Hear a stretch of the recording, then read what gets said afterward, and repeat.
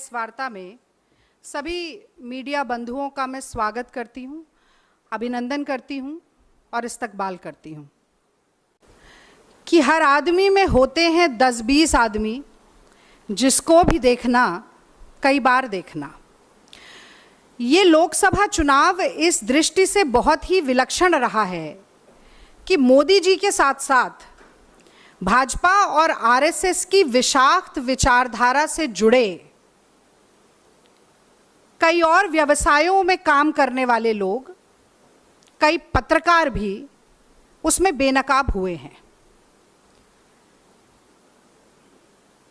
मुझे लगता है कि आज की प्रेस वार्ता इसलिए भी महत्वपूर्ण है क्योंकि एक पत्रकार की बेटी होने के नाते बचपन से मैं ये सुनती आई हूं कि खींचो न कमानों को न तलवार निकालो, अगर तोप मुखातिब हो तो अखबार निकालो।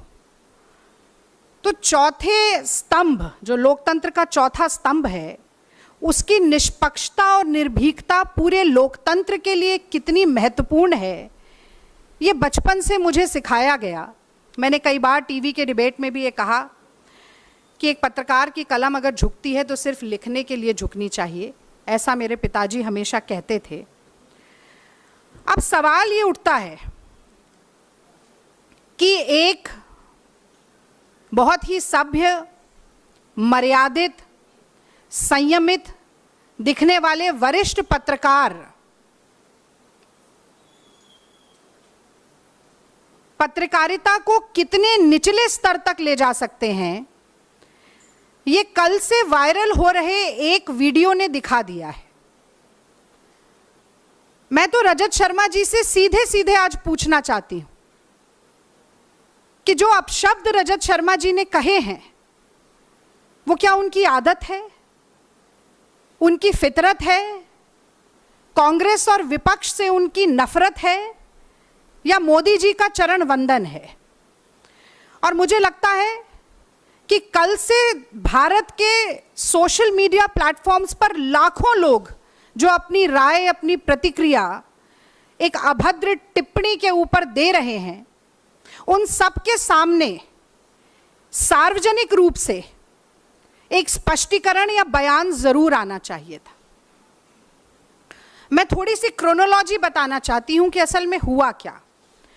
पहले हम लोग सोच रहे थे कि वो दोनों वीडियो यहां पर दिखाएं, पर वो आपको मेरी टाइमलाइन पर जरूर मिलेंगे।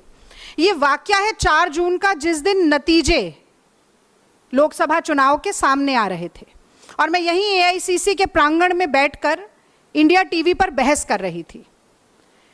अब होता ऐसा है कि अगर एंकर और प्रवक्ता साथ में बोल रहे हों, कांग्रेस की बढ़ती हुई टैली को देखकर गर्मजोशी का माहौल हो, शोर शराबा हो और टीवी स्क्रीन सामने ना हो, तो अक्सर बुदबुदाकर या धीरे से अगर कोई बात कही जाती है तो वो सुनाई नहीं दे पाती। उस दिन मैं नहीं सुन पाई, मेरे सामने टीवी स्क्रीन भी नहीं थी।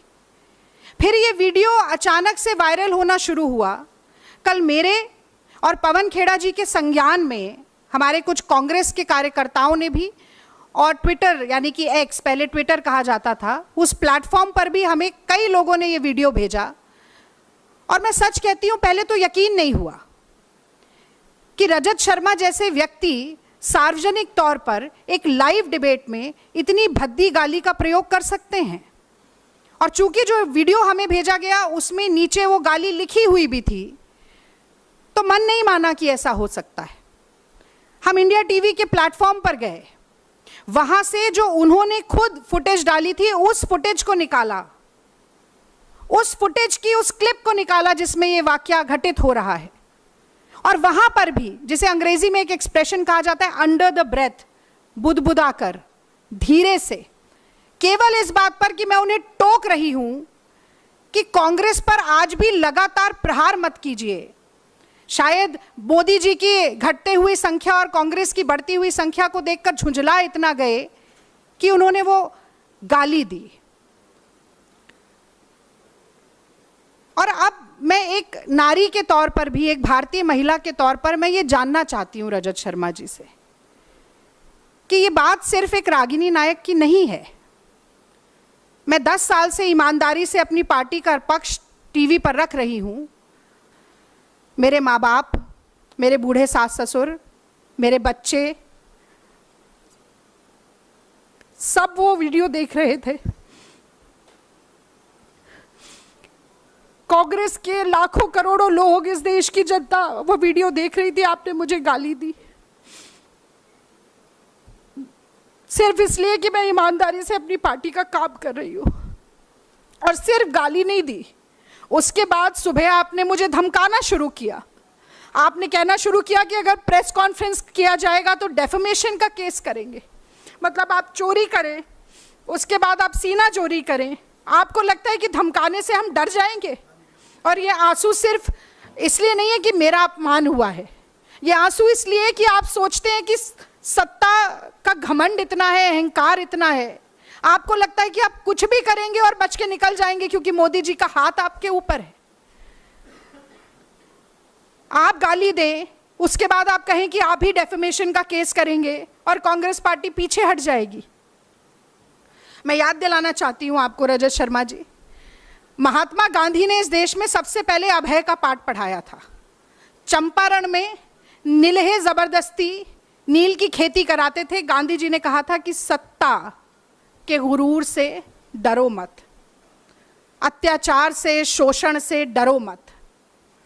कितनी भी ताकत हो सरकार के पास, डरो मत।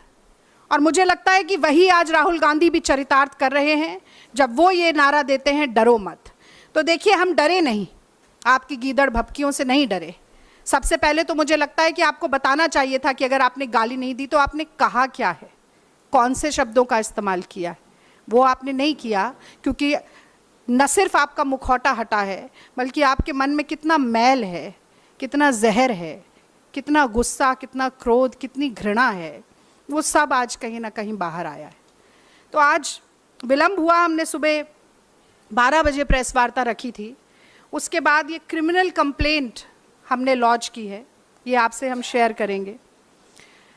2 sections, section 294 and section 509 of the IPC. Section 294 कहता है, whoever to the annoyance of others does any obscene act in the public place or sings, recites or utters any obscene song, ballad or words in or near any public space shall be punished with imprisonment of either description for a term which may extend to 3 months or with fine or with both. और दूसरा section 509, outraging modesty of a woman. Whoever intending to insult the modesty of a woman utters any words, makes any sound or gesture, or exhibits any object intending that such word or sound shall be heard, or that such gesture or object shall be seen by such woman, or intrudes upon the privacy of such woman, shall be punished with the imprisonment for a term which may extend to 3 years, and also with fine. तो आपकी धमकियों और गीदड़ भपकियों से आपने चुप कराने की कोशिश की, खामोश कराने की कोशिश की। हमने ये क्रिमिनल कंप्लेंट लॉन्च की है और हम न सिर्फ ये उम्मीद रखते हैं कि इस पर प्राइमा फेसे इन्वेस्टिगेशन के बाद एफआईआर भी दर्ज होगी, बल्कि मैं आज एनसीडब्ल्यू को भी आप सभी मित्रों के माध्यम से जगाना चाहती हूँ। ये सुओ मोटो कॉग्निजेंस एनसीडब्ल्यू कब लेना सीखेगी?